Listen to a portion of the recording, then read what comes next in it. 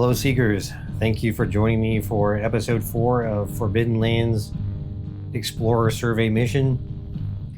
Where we left off last time, the party had run into some really bad luck. They got a whole string of crazy events happen to them with these whispers. And looking at the whole situation, because it was said to be a very dangerous encounter on the hazard table, about the best thing that I can come up with is that there is a will-o'-the-wisp around the area of the characters, and we might only just have a little bit left to enjoy the adventures of this party before they are gone. So we will see what happens, but they are in a very bad situation here right now. And I think what we can do right now is give the party one chance to maybe sneak away here. They have sensed that this is some kind of very deadly apparition in the area, and they might have a small chance to sneak away. So let's see if they can do that. We're going to have to roll our stealth against the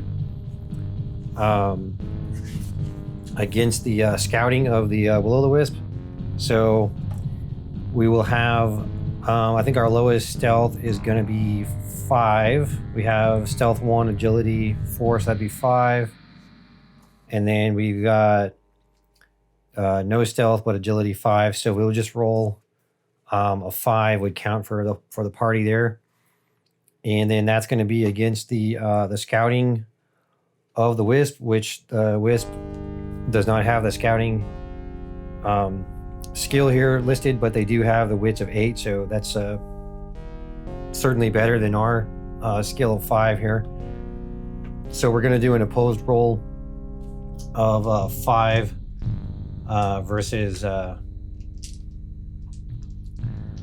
8 of the wisp to see if we can sneak away here. And we are at a close distance here, or near short. Yeah, I think we're at short distance, so it's just going to be there's no modifier plus or minus.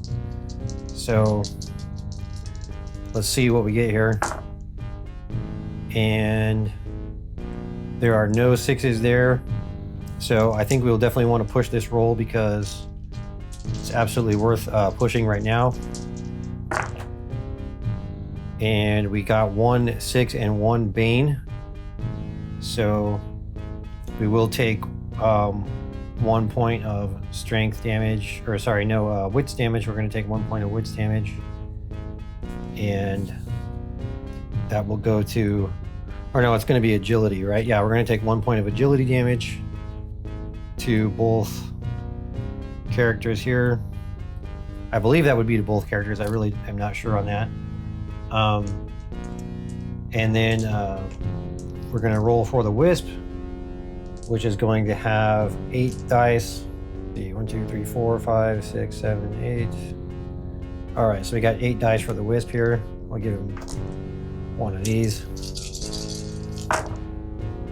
And the wisp has also got a 6 as well, and also 1 Bane, so it is a draw there, but I think the wisp can push. Really don't know. So I'm not really sure what to do here about the letting the will-o'-the-wisp push. So I guess we will just say that he cannot push, but we have a tie here. So I think maybe we will just we'll just roll it again, but now that we have the reduced agility, it's going to be harder to pass. So we're going to roll this test again, and we're going to have 4 dice this time. And we're going to have to push again.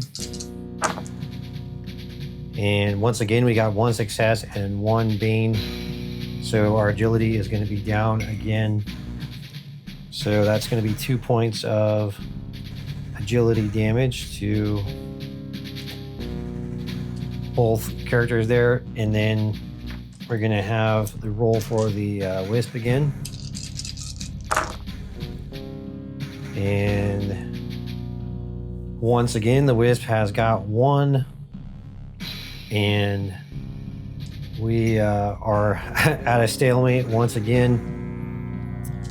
I think what I'll do is just we'll just consult the oracle, and we'll ask if we are able to sneak away or not, and we'll see how that goes.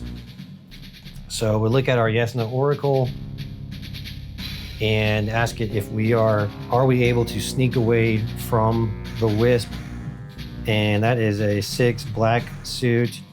And that is going to be a no. We are not able to sneak away. So the wisp has basically there's no chance to sneak away here. So with the wisp, they like to lure their prey, and we can also make a lore roll here to see if we can find out some information about the wisp. Now we can see this information looking at it here, but our characters don't necessarily know this. So who would have our highest lore? That's going to be 5 lore for Rab here. That would be 3 lore for Deedlit. So we'll have Rab do a lore roll here and get his dice pool.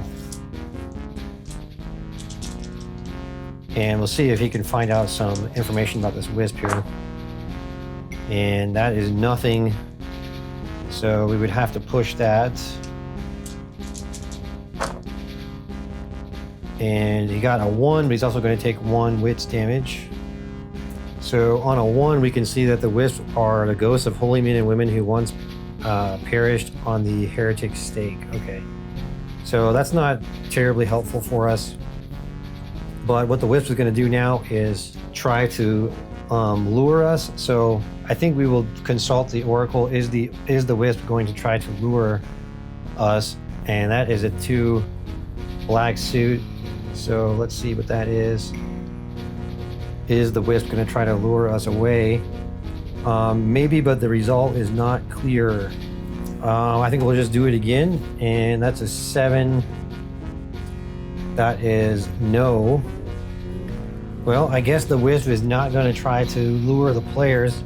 So the wisp is going to attack us, and we are going to start because really we were not exactly ambushed, but we were surprised because we did not have any. We were not keeping watch, and the nature of the wisp was very strange because of the whispering, and the characters were a little bit distracted and thrown off what was going on. So the wisp is going to be engaging us at short range. Okay, we've got our battlefield here, and we've got our wisp. This is going to be Rab and Deedlit. Not quite the most accurate description of what they would look like, but he at least does have a whip. But we've got our battlefield set up, and so short range is going to be in this area here. We're not using the hexes, we're just using these spaces here. So close range would be 1 more up into here or near, and then arms. By looking at the stats of the wisp, strength of 8, agility 3, wits 8, empathy 1, and looking at the attacks of the wisp, this is a very formidable opponent here. And we're probably going to want to run away as soon as we can, but we do need to draw initiative first. So let's draw initiative. Let me shuffle the cards here, and we'll start with initiative for Rab. So he has got a 4, and then Deedlit has got a 5, and the wisp has got a 3. So the wisp is going to go first. And that's very bad. So that is rather unfortunate. There's the wisp's initiative there. So the wisp will be able to move into near range. That's going to take up the fast action of the wisp, and now the wisp can do an attack. So we're going to roll a d6 here to see what attack the wisp will do. And that is a 6, which is the unholy possession. So the wisp will turn its hateful gaze toward one of the adventurers whose mind is flooded with an urge to harm all living creatures. We need to select an adventurer who combines physical strength with lower wits, and the victim must make an insight roll. And on failure, the wisp gains complete control over the adventurer and uses him as a weapon against the rest of the group. And the effect lasts until the same point in the next round's initiative order. All right, so that's some very bad stuff there. Who has the highest strength and lowest wits? Looks like the lower wits will be Deedlit here, so he's going to go after Deedlit. And Deedlit will need to make an insight roll. So she's got 3 wits. So if she does not succeed here, then she's going to be possessed. And she did not succeed, and she got 2 banes. But I think we'll just go ahead and push it because why not? And nothing. Oh, sorry. Actually, because of the 2 banes, we couldn't roll that. So let's do that again. Okay, so she does actually succeed, but she's still going to take the 2 banes. So that's going to be, her wits is now down to 1. So she's almost broken there, but she did succeed. And now it's going to be Rab's turn. So we're going to want to flee here. Okay, so if we don't have any enemies at arm's length, then we can roll for a move, and a successful roll means that we can get away. But we do have a -1 because of the near range. So let's take a look at if we did a move roll here. We got agility 1 with move, and then we also have 3 points of agility because we have 2 agility damage. So that's going to be that would be a pool of 4, but a -1 due to the near range. So it's just going to be a pool of 3 here. And we got nothing there, but we're going to push that. And we got a bane and 2 5s, so we will take another point of agility damage, just down to 2 there. And now we can have oh, that was Deedlit. I should have been looking at Rab because this is Rab's turn. Well, that's okay. I'm gonna try to flee with both of them, so let's just see if Rab is able to flee or not, and then we'll determine what to do with Deedlit there. So what is Rab gonna have? He's got a move of 1 and agility of 2 right now, so we take away 1 because of the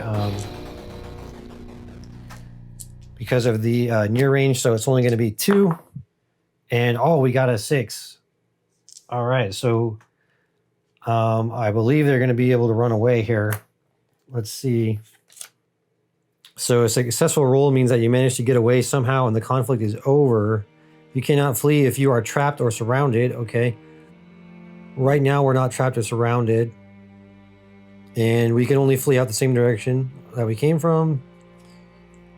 And yeah, you can modify based on the distance of the opponent. So we had the -1 modification because of near. All right, so we've had almost no luck at all for this entire day, but we finally had one piece of luck there, getting that 6, and we can reduce that 1 damage that Deedlit took there because we wouldn't have needed to roll for her escaping there. All right, so the party manages to get away from this wisp, and just not one moment too soon because it was ready to, to kill them. So one little shred of luck, we are still alive, and everybody needs a moment to catch their breath. But I think what we're going to have to do here is we go into evening, and I'm not sure if we would need to. I think in the Book of Beasts, I think it says that a wisp would come back the next night. So I think we have until the next night to leave this area, or until the next evening. So I think that they can still sleep and use their camp, but the wisp will certainly return the next evening if we do not leave this area. So no matter what happens tomorrow, even if the weather is bad, we are going to be leaving the area certainly.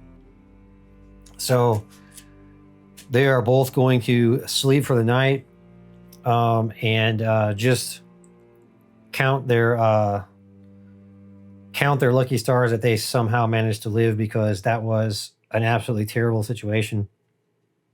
But now that they're sleeping, we will heal up their damage here and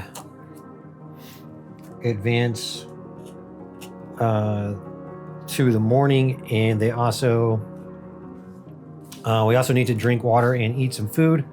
And I believe we do not have any more rations or anything like that, so we're going to be rolling on our food stores here. So what do we have for food? We've got D8.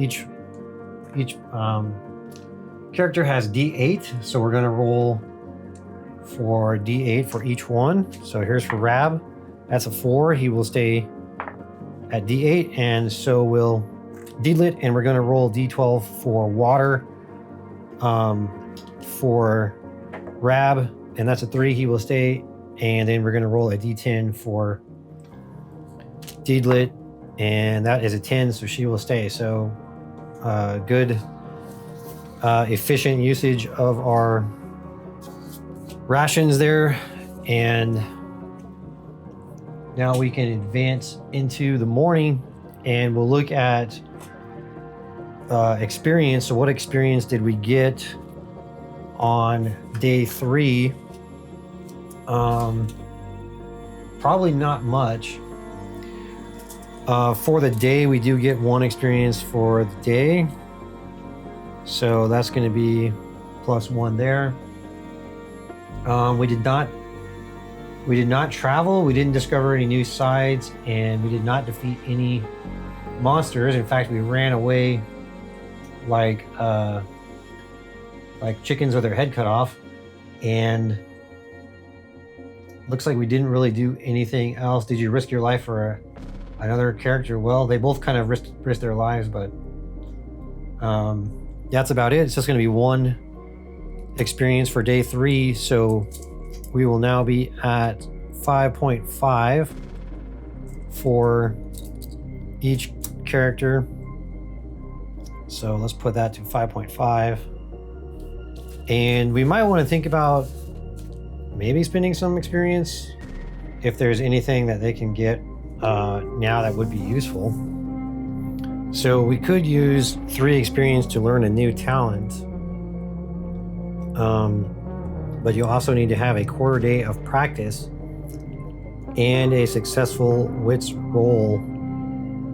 So I think we could do that, but I think the first thing we want to do is we want to get out of this hex, because we know that we will certainly be attacked by the wisp again if we remain in this hex. So we're going to look at moving on into the next hex, and I think we will go over to this hills region right here. So let's mark that off, and we'll make our rolls for that. And we also need to check the weather, and hopefully we'll have a little bit of luck today with the weather and we can keep moving, but we're certainly going to run away from the wisp no matter what happens. So our first card is a 10. That is going to be a light breeze for the wind. This is day 4, so we have a light breeze. And we've got a 10 of clubs, so there's going to be light rain. So that's a -1 to lead the way. And let's draw our second card. We have a 5 of spades. And that's going to be mild. And that is all there. So we have mild temperature. So that is welcome. We won't need to worry about rolling for the cold weather check.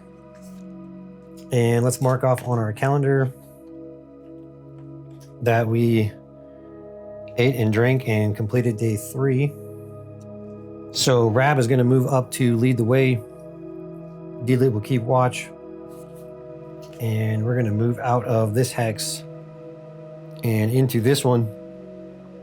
And we're also going to put Wisp attack.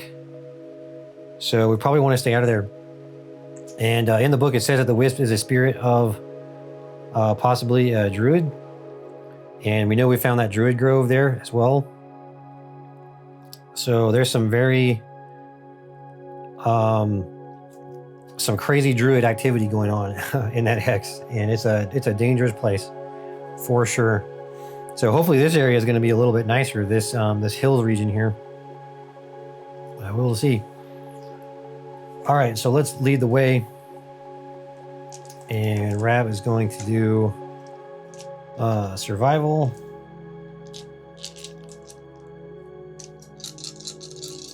And wits. So he's going to have 7 dice here.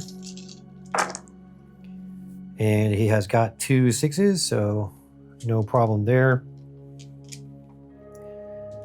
And we'll move on into the next hex, and we're going to check for our new hex encounter.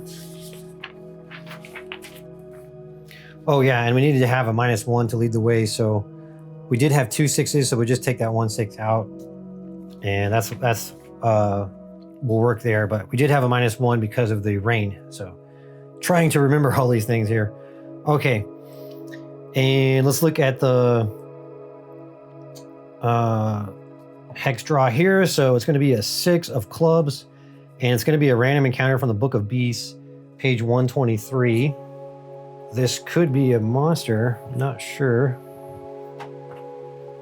Okay, so this is the large random encounter table here, and you definitely can get monsters here. Depends. We got a 9, and we are now in hills. So, oh yeah, we need to roll a. This is going to be a D66 roll, not a card draw. So the ones place will be the white die, the attribute die. And that's a 53. So in hills, a 53 is going to be 21. So let's see what 21 is.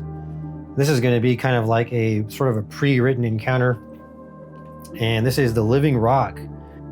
Something fills the silence around you, a sound barely audible but definitely there, a deep murmur, constant rumbling, chanting, creeping closer through the rocky terrain. You can make out a few words, although none of you understand the language.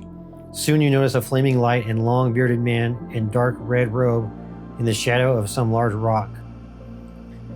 Big glowing cracks have opened in the ground before the man's feet. As he raises his arms to the sky and begins to speak in commanding voice, you see a rough-cut creature of stone and roots slowly rise from the living rock. The robed man is a stone singer in the process of creating a powerful golem. The rough-cut creature is effectively completed when the adventurer encounters the chanting mage. If they interfere with or try to disrupt the experiment, the stone singer will set his golem on them. Adventurers who instead decide to follow the sorcerer in his creation will see them disappear through a low cave opening by some rocks. And inside is a natural cave that, after about 10 meters of darkness, ends in a rock wall. The adventurers can hear the sorcerers chanting in the golem's footsteps from the other side of the rock wall, but after a while they fade into silence. If they examine the rock wall, they find carved symbols with which a successful lore roll reveals to be a mixture of Dwarven ruins and Orcish scribbles. Okay, so that's all stuff that only the GM is going to know. The players are not going to know that. But the players do see that there's a wizard or magic user summoning a golem, which it appears that as long as we don't try to disrupt him or do anything really to interact with him, then he is simply going to carry on walking away with his golem. So I think we're okay with that. We will let them carry on and do their thing. We're not going to bother them, and we are concerned with our mission here, and we're definitely not going to try to disrupt anything here. So yeah, we'll just let them go about their business. And were we a more powerful, experienced party, there might be some benefits to following them into the cave, surely, but not for us. Okay, so now in the new hex, let's get some flavor text for this hills hex here. We're going to roll a d6, and that's a 1. The wind whips the hilltops but calms down in the valleys between them. So we got some mild wind whipping around in the hilltops, and now that we are in this hex, we're going to advance to daytime here, and this would be a chance for us to do some surveying and hunting. But I think what we might do is we might have maybe we have Rab learn a new talent, possibly. Well, I thought about it for a bit, and I'm not really sure what talent I would want them to learn, and it might actually be better to save more points and possibly improve something that could help more with combat to make them tougher in combat. Because generally with the talents, we're probably going to be getting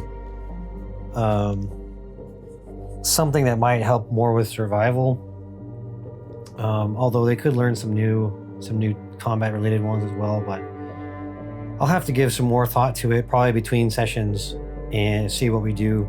But hopefully they survive till the next morning, and we could probably have a better idea of what to spend points on then. But I am feeling that I would like to make the characters tougher, especially being able to sneak, something like more stealth, or being able to just to have a little bit more survivability in combat.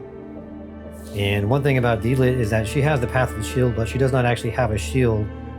I didn't give her one or buy one for her in the character creation, so that's something too where we might hope to find a town or a trader or something. We do have the Orcish outpost of Dimspire, so we could consider going back there so that she could buy a shield. If we're super lucky, we could actually loot one somewhere, but that's something that would help out a lot. So we won't be able to do that right now. But I think what we'll do is we'll probably have Rab do some, maybe he could do some foraging. And I think we do still actually have one vegetable that we didn't eat. Yeah, we do still have one vegetable there. So maybe we'll have Rab do some foraging, and we'll certainly have Deedlit keep watch. We were really unlucky that nobody was keeping watch when the wisp attacked yesterday. So I'm not going to be doing that anymore. All right, so let's do a survival roll for Rab here, and for his foraging. And he has got 1-6, so he's gonna pick up one vegetable. So we add another vegetable there. We forgot to eat that one last time. And then we gotta check for a general encounter. So we're gonna pull up that in our Book of Beasts here and draw a card. So we have got an 8 of clubs, and that is uncanny terrain. There's a crater, an odd tree, a sandy patch in a forest, etc. Okay. Uncanny terrain. So do we want to investigate this uncanny terrain? Well, let's pull up maybe the theme oracle here and see if that will give us any help. Oh, that's going to be another card draw. So we have an ace of clubs there, and that would be desire. Let's try another card and see what we get. So we got a 9 of diamonds and reward. Okay, desire, reward. So maybe we can dig in this. We can dig in this crater or something, or in this sandy patch. So I guess we'll say that there's a small crater there, and let's see if I think we're gonna dig around in there, and we'll consult the oracle. Do we find anything by digging around in this crater? 5 of hearts. That's gonna be a yes. So we have found something, and let's see. I guess we'll just say that it is it's some kind of loot. So let's roll on the loot, and that is going to be a 6 of hearts. That says no additional equipment. So I don't know. We just found a skull or something in there, and so nothing that really benefited us, but we found a nice inviting skull in the crater there after digging around. All right, so that is our that does count as our encounter for the day. So we do not have to check for encounters anymore for today. And we're now going to advance to the evening, and both characters will go for making camp, and yeah, I think they'll both just go for, well, we'll have Deedlit stay on keeping watch, and Rab is going to make camp.